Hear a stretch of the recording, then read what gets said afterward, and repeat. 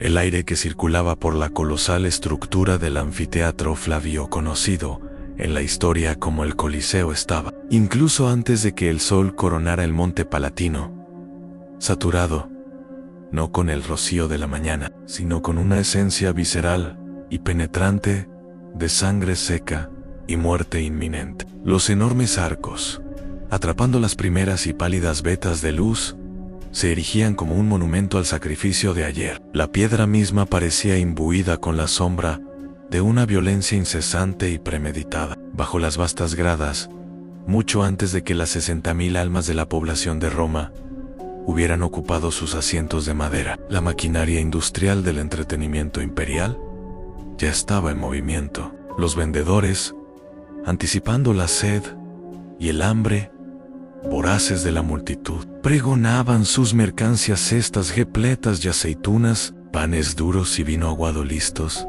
para una población ansiosa por consumir tanto alimentos como brutalidad. Más allá de las imponentes puertas de hierro, un sombrío y altamente entrenado grupo de manejadores de animales orquestaba el movimiento de depredadores feroces y medio hambrientos hacia sus jaulas de preparación. Leones de los confines de África del Norte, con sus costillas a menudo visibles a través de su pelaje apelmazado, pisoteaban con agitación incansable. Colosales elefantes, capturados lejos de las polvorientas llanuras del imperio, se enfurecían contra sus confinamientos, y panteras esbeltas arañaban sus garras contra las barras de contención. Anticipando su liberación, de la red de oscuros túneles bajo el suelo de la arena, el Hypoge, provenía el inquietante y agudo sonido del choque de armamento. Estos no eran sonidos de práctica,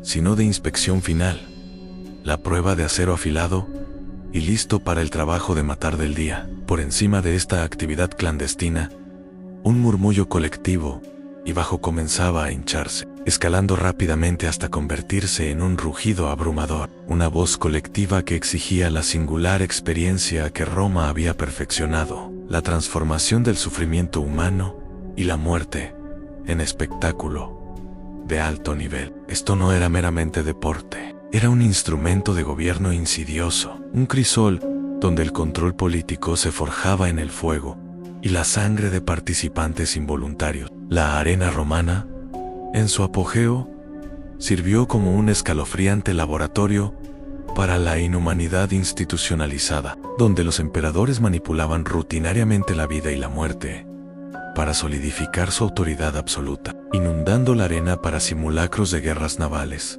matando de hambre a bestias salvajes para intensificar el suspenso y la furia de la caza, y obligando a los prisioneros a representar cuentos mitológicos que garantizaban concluir con cadáveres muy reales y sangrientos. Nada de esto fue accidental, ni producto de la mera sadismo, aunque el sadismo fue ciertamente un factor. Fue una política cuidadosamente formulada, profundamente integrada en la elaborada maquinaria romana de control social. Cada aplauso que ascendía desde los asientos escalonados no era simplemente una expresión de disfrute, sino una declaración vociferante de lealtad a un Estado imperial, cuya maquinaria dependía fundamentalmente del espectáculo de la violencia justificada. Comprender la brutalidad de la arena es captar el elemento más oscuro del proyecto histórico de Roma. Como una civilización monumental construyó su gloria, no sobre la innovación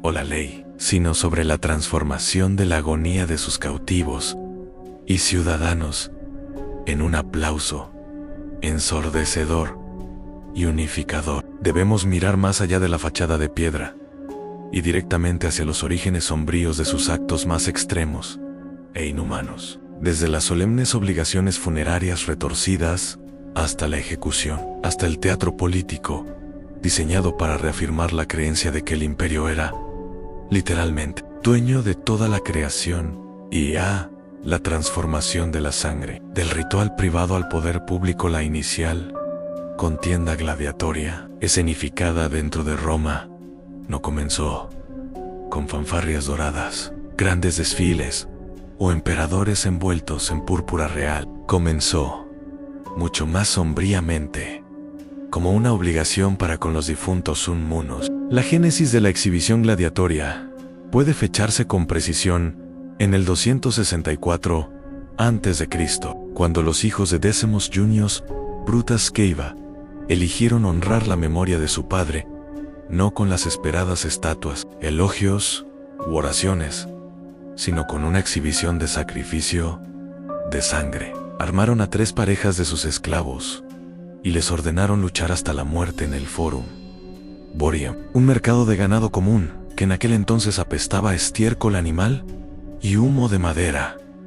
A este evento fue concebido, inicialmente, no como entretenimiento para las masas, sino como un deber munus, una ofrenda obligatoria, destinada a apaciguar a los espíritus inquietos de los difuntos manes. Las profundas raíces de esta costumbre se extendían mucho más allá de la propia Roma en Campania.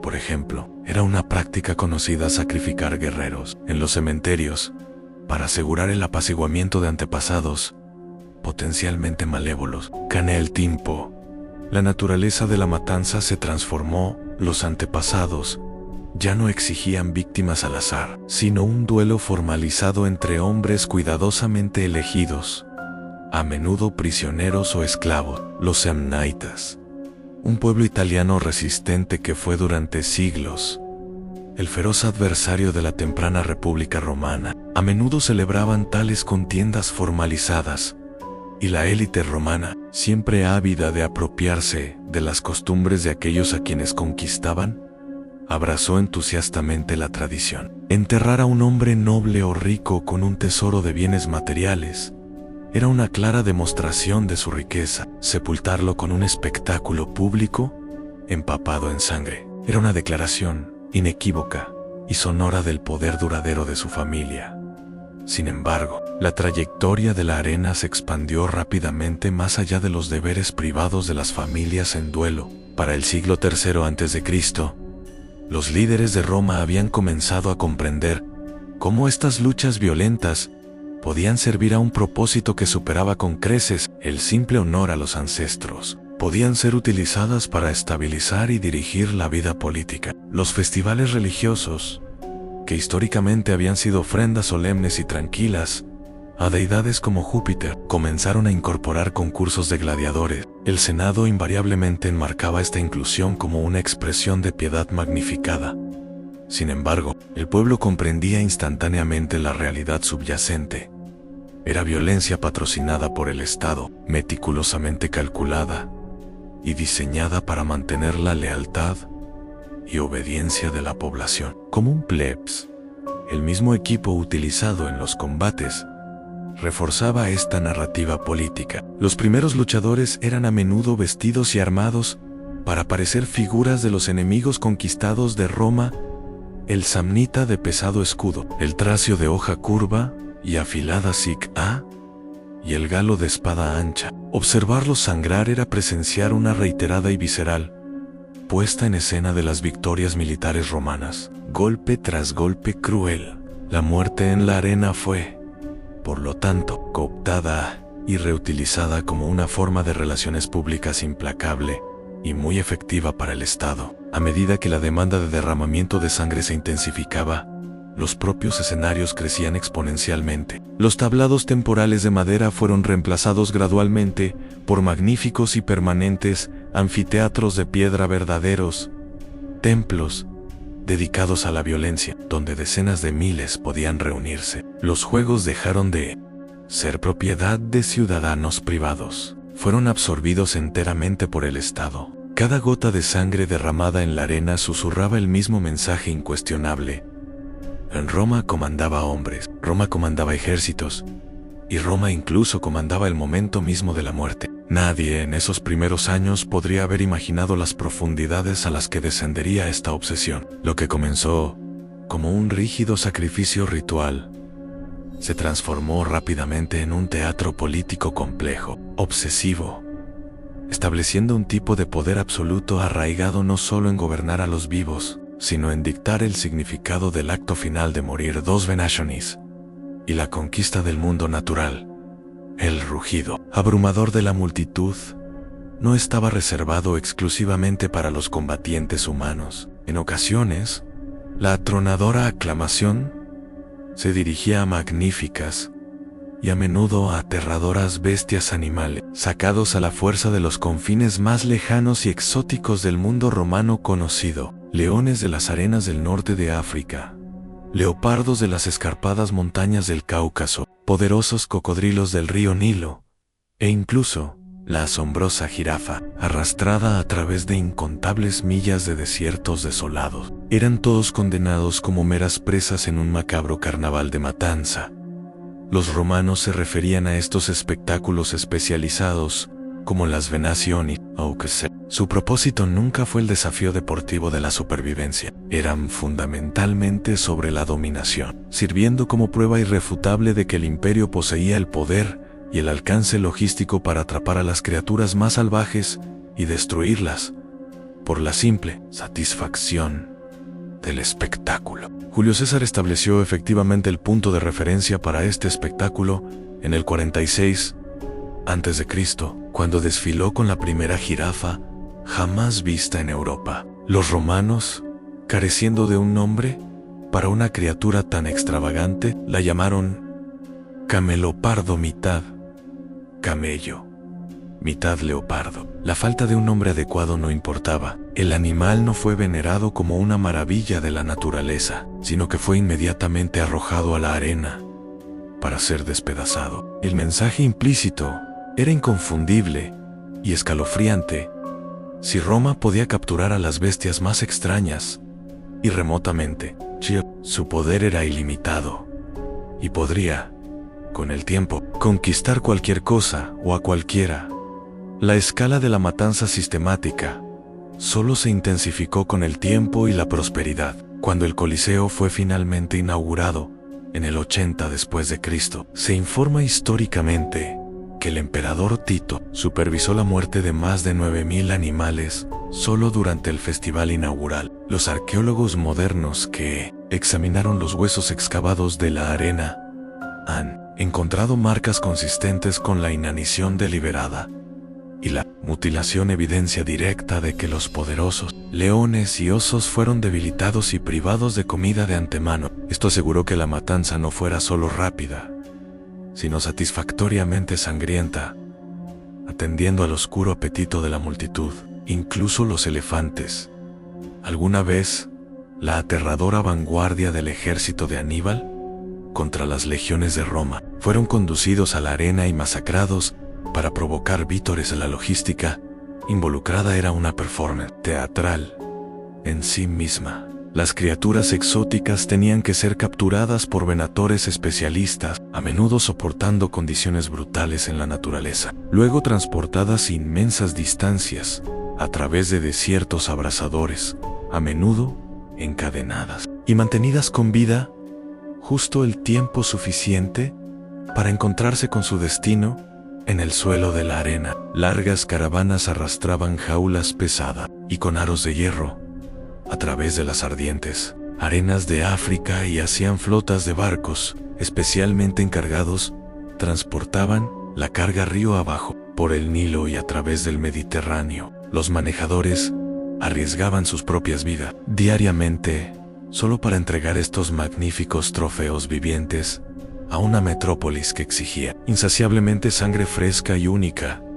Con cada amanecer, ver una pantera en su hábitat natural era un asunto peligroso. Observar cómo una emergía de una jaula oscura frente a 50.000 espectadores gritando y expectantes era poder hecho visible. Cada animal caído era, en efecto, un recuerdo viviente de la conquista imperial, prueba de que el alcance geográfico y la ambición del imperio no tenían límites.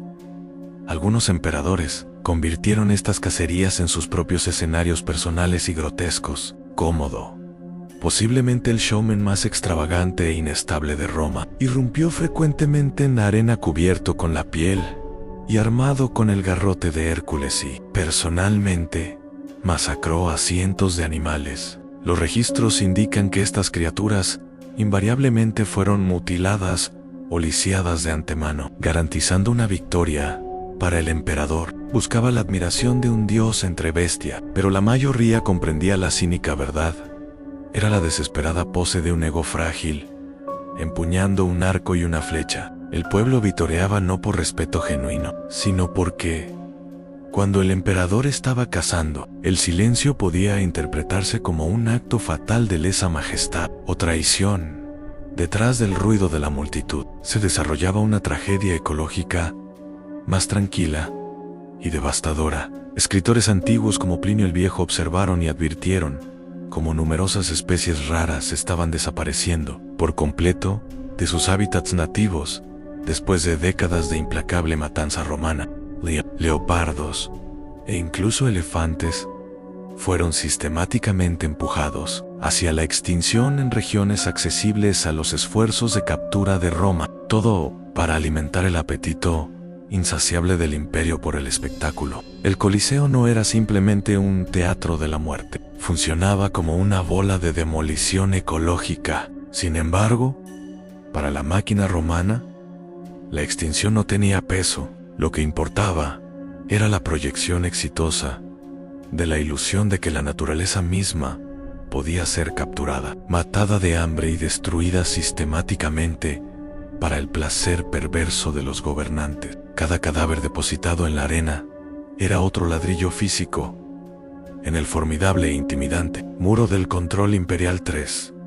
La ingeniería de la agonía, desajuste gladiatorio y novedad. Cuando la mente contemporánea evoca la imagen de un gladiador, típicamente imagina a dos guerreros robustos y emparejados equitativamente, enfrascados en una contienda de habilidad y combate noble. La realidad histórica de la arena romana era un asunto mucho más cínico y retorcido. La sed de Roma era por el desequilibrio por contiendas meticulosamente diseñadas para la máxima crueldad y suspenso. Diseñaron armas extrañas e imprácticas, impusieron reglas absurdas y desiguales, y escenificaron concursos en los que una parte estaba prácticamente predestinada a perder de manera crucial. Muchas de las víctimas forzadas a entrar en la arena no eran luchadores profesionales, en absoluto. Prisioneros y criminales condenados damnati eran empujados a la arena, a veces vestidos como payasos patéticos y cómicos. Se les entregaban espadas de madera inútiles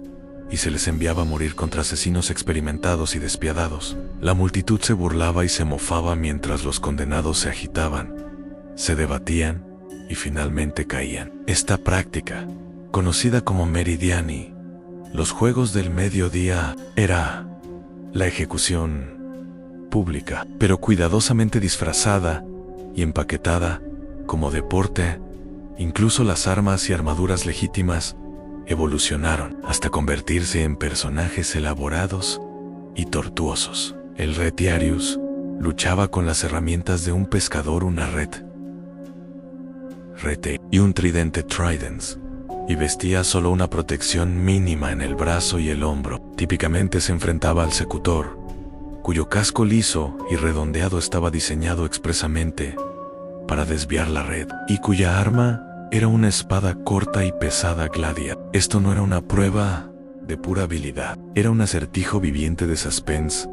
La red ligera y rápida atraparía con éxito al secutor más pesado, o la espada del secutor abriría una brecha para la matanza. Los romanos consumían esta tensión vorazmente, incluso cuando el resultado final se sentía tan cuidadosamente guionizado como una obra de teatro. La escala de la matanza aumentó a niveles obscenos. A veces, un solo gladiador era enfrentado a múltiples enemigos. Otros días, unidades enteras, armadas y entrenadas como ejércitos en miniatura, se enfrentaban en espectaculares y sincronizadas refriegas, transformando rápidamente el suelo de la arena en un pantano espantoso de sangre, escudos de madera astillada y cadáveres mutilados. Aun cuando el apetito por el combate gladiatorio estándar comenzó a menguar, Roma buscó una novedad aún mayor. Las mujeres gladiadoras, conocidas como gladiatrices, pisaron la arena por primera vez durante el siglo I después de Cristo. Escritores como Juvenal a menudo se mofaban de ellas. Sin embargo, Los registros históricos, incluidos los relieves de piedra, confirman que luchaban en serio contra enanos, contra bestias e incluso entre ellas. Su presencia difuminaba radicalmente las líneas de género tradicionales romanas, pero solidificaba una verdad más oscura y profunda.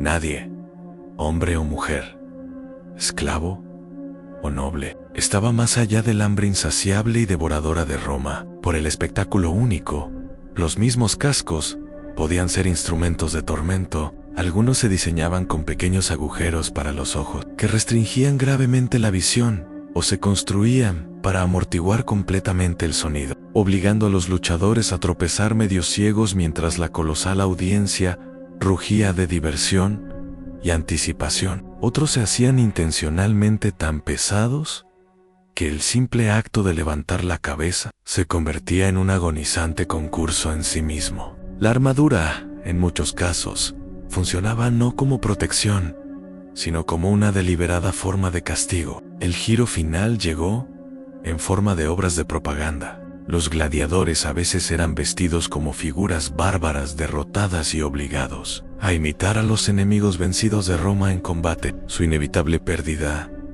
era un recordatorio aplastante y final para los espectadores de que el imperio siempre y en todas partes prevalecería. Cada desequilibrio, cada giro extraño y exótico, cada truco que desafiaba la convención, estaba cuidadosamente diseñado, no solo para emocionar a las multitudes, sino para mantenerlas conmocionadas, obedientes y constantemente rogando por la próxima nueva crueldad. El Coliseo nunca sucumbió a la banalidad de la repetición. Inventaba perpetuamente nuevas formas de crueldad, cazando perpetuamente el próximo gran escalofrío que reafirmaría el poder absoluto del Estado 4.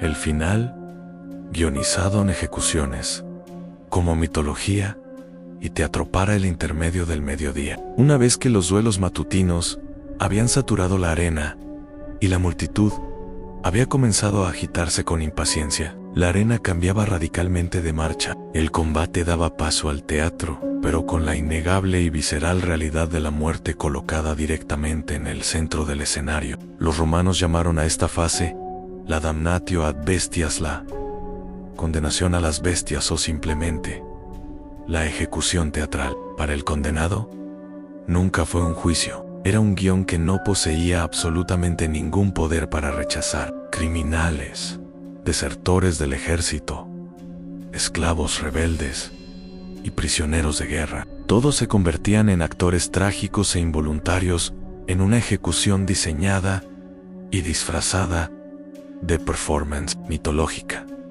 El castigo de cada víctima a menudo se elaboraba meticulosamente para reflejar o burlarse cruelmente de su presunto crimen. Los ladrones podían ser sistemáticamente desgarrados por lobos, los incendiarios eran a menudo quemados vivos, y los traidores eran arrojados a los leones más grandes y feroces. Cada escena fue concebida como una obra de moralidad sombría, escrita en sangre real e incontrovertible. La magnitud de estas exhibiciones, a menudo, desafiaba a la creencia. Durante las colosales celebraciones organizadas por el emperador Trajano después de sus victoriosas campañas en Dacia, miles de cautivos enemigos fueron masacrados durante 103 días implacables de juegos. Esto no era carnicería aleatoria y desorganizada, era una operación cuidadosamente organizada y muy rítmica, estructurada como los actos de un drama macabro y grandioso, con cada muerte cronometrada, con precisión y diseñada para mantener a la vasta audiencia agitada, al borde y expectante hasta la llegada del próximo horror. Los animales eran las estrellas indiscutibles de esta particular pesadilla. Los leones eran deliberadamente matados de hambre hasta un estado de frenesí antes de su liberación. Los osos, a menudo encadenados dentro de profundos pozos en la arena, eran instigados deliberadamente a una furia repentina y cegadora. Incluso los preciados y exóticos leopardos eran liberados sobre víctimas temblorosas y desarmadas. La incertidumbre. La bestia atacaría rápidamente, o jugaría sin piedad con su presa indefensa. Mantuvo al estadio aullando por Masan a veces. La crueldad se vestía meticulosamente de alta leyenda clásica. Los prisioneros eran obligados a asumir los roles de héroes mitológicos que se encontraban con un destino terrible. Orfeo, el músico, siendo desgarrado por bestias salvajes, Prometeo encadenado a una roca, mientras los buitres lo sobrevolaban para consumir su hígado. Estas ya no eran simplemente historias, eran actuaciones agonizantes, empapadas en sangre, con la arena del Coliseo sirviendo como su escenario final. La muerte en Roma no era meramente el fin de la vida, era una forma de teatro sangriento, humillante y profundamente burlón. A los condenados no se les permitía simplemente perecer, estaban obligados a ejecutar su propia desaparición, representando los mitos más preciados de Roma con sus propios cuerpos. Esta crueldad se extendió mucho más allá del reino de los animales salvajes. La práctica de la crucifixión, tomada originalmente de culturas del este, se escenificaba con frecuencia justo dentro de la arena, a menudo como un espectáculo del mediodía. Hombres y mujeres eran clavados dolorosamente a la madera mientras, simultáneamente, los vendedores pregonaban vino y los niños jugaban inocentemente cerca. El fuego también se integró en el repertorio del espectáculo. Los prisioneros eran forzados a usar la túnica molesta, una camisa o túnica saturada de peso, otras resinas inflamables y luego se les prendía fuego deliberadamente. Estas horribles antorchas humanas se retorcían en agonía mientras el humo espeso y aceitoso se elevaba. Como comentó amargamente el escritor cristiano primitivo Tertuliano, eran literalmente antorchas vivientes. Estas matanzas no eran solo entretenimiento mórbido, eran una propaganda potente y aterradora. Advertencias talladas directamente en carne humana viva. El mensaje era duro e intransigente: desafía a Roma y morirás lentamente, públicamente y de forma atroz, con decenas de miles de personas observando. No todos los romanos podían soportar esta práctica. El filósofo Séneca se quejó de que las ejecuciones del mediodía habían endurecido profundamente su espíritu, despojándolo de su empatía inherente, en lugar de purificarlo, como algunos argumentaban. Advirtió que la violencia, una vez normalizada, se filtraba inevitablemente más allá de los muros de la arena, envenenando el tejido mismo de la vida diaria romana.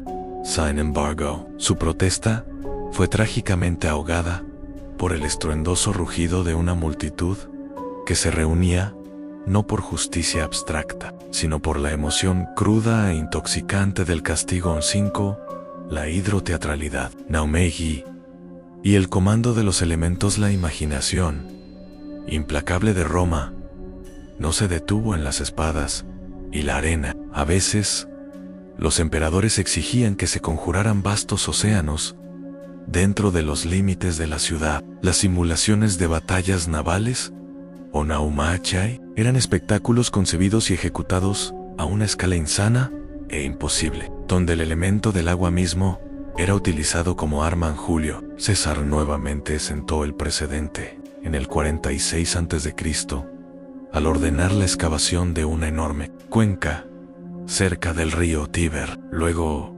llenó esta cuenca con agua y la abasteció con buques de guerra reales. Miles de cautivos condenados fueron empujados a bordo de las embarcaciones y se les ordenó luchar como flotas rivales. No eran actores, eran hombres condenados a morir únicamente por el aplauso de la multitud. Potentes catapultas y acero afilado transformaron rápidamente la cuenca artificial en un matadero flotante.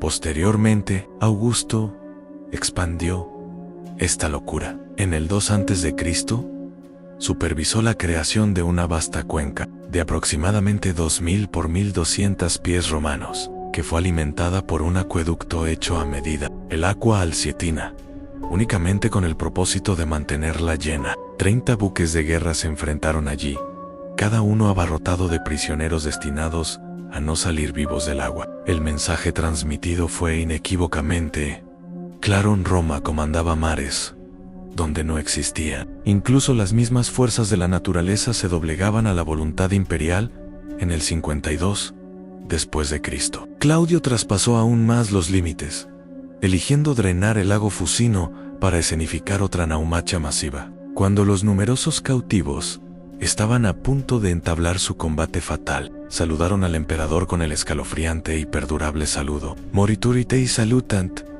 Los que van a morir te saludan. La historia ganó una de sus frases más trágicas, una expresión que encapsulaba la desesperanza absoluta de los hombres que habían sido reducidos a meros accesorios en un show político acuático. El fuego también continuó su papel en los mitos macabros. Las víctimas que llevaban la túnica molesta empapada en pez a veces eran interpretadas como héroes mitológicos que se encontraban con un destino de fuego. Hércules, consumido por veneno, o Mucio Escévola probando su lealtad inquebrantable al mantener su mano sobre las llamas. La multitud a menudo se reía mientras estos héroes gritaban, su valentía reducida a cenizas, sus profundas historias convertidas en burla barata.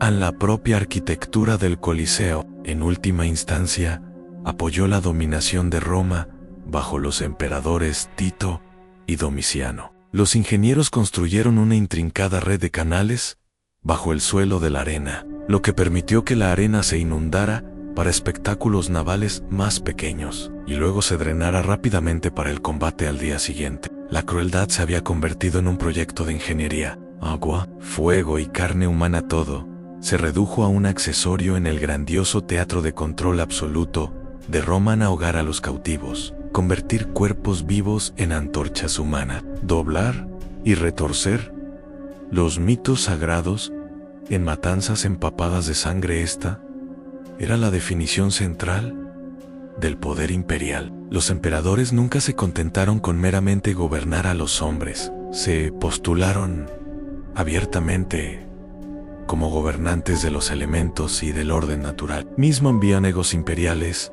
y el precio del espectáculo al cierre del siglo I. Las ejecuciones en la arena ya no eran solo castigos. Se habían transformado en guiones teatrales detallados, a menudo goteando malicia creativa y retorciendo respetadas leyendas culturales en herramientas de profunda humillación pública.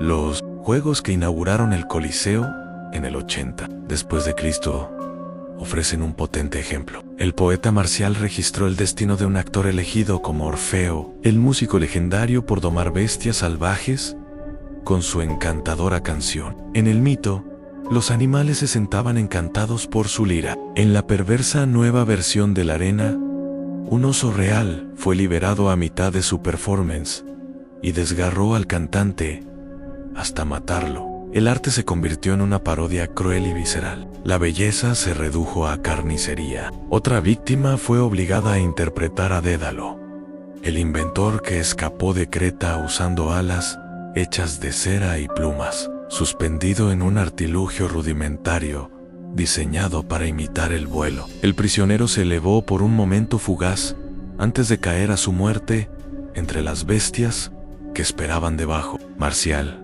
con oscuro ingenio, bromeó que el hombre debió haber deseado plumas de verdad. Quizás la escena más impactante involucró el mito de Pasífae, quien fue maldecida con un deseo antinatural por un toro. Un espectáculo altamente controvertido escenificó su infame unión con una bestia mecánica, seguida inmediatamente por una matanza violenta que borró horriblemente las líneas entre la ejecución, la humillación y la pornografía. Una advertencia sobre la hybris mitológica se transformó en un acto repugnante de degradación pública. El mensaje era ineludible.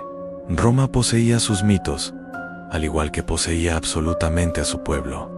La línea que separaba el gobierno imperial de la obsesión cruda y desenfrenada se difuminó hasta que el capricho del emperador determinó con precisión quién vivía, quién moría y la forma de su desaparición. Calígula, infame por sus estados de ánimo salvajes y su paranoia, una vez se encontró sin animales durante un espectáculo y simplemente ordenó que los espectadores fueran arrastrados de las gradas para llenar el hueco. habían venido a deleitarse con el derramamiento de sangre, solo para convertirse instantáneamente en parte de él.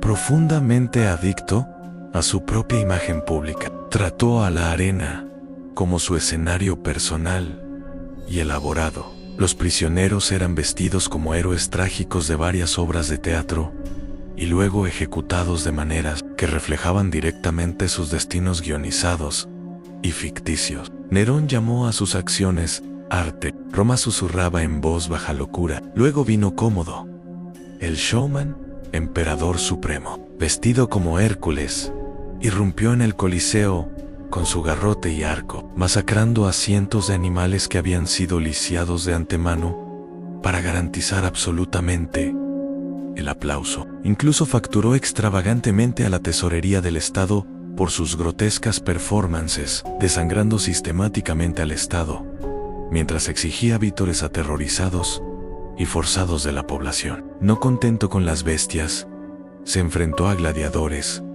pero solo con todas las ventajas arregladas a su favor. Perder era una imposibilidad absoluta. Aplaudir era obligatorio. Domiciano empuñó la arena como un arma calculada de paranoia, escenificando inquietantes cacerías nocturnas a la luz de las antorchas para mantener a Roma perpetuamente incómoda, insegura de cuando la mera diversión podría transformarse repentinamente en terror. Incluso los emperadores considerados típicamente buenos no eran inmunes a Trajano. Recordado como un líder justo y capaz, marcó su gran victoria con 103 duegos, incorporando miles de muertes brutales en una gran celebración de su propio poder. El espectáculo inevitablemente alimentó el ego imperial, pero extrajo un precio terrible. Tanto Calígula como Cómodo finalmente tuvieron finales violentos, recordados por la historia no por su arte de gobernar, sino por el sangriento teatro que produjeron. La arena que los elevó también expuso fatalmente su locura más profunda. 7. La corrosión filosófica y cultural. El colapso desde dentro de manera crucial. No todos los romanos vitorearon los horrores de la arena.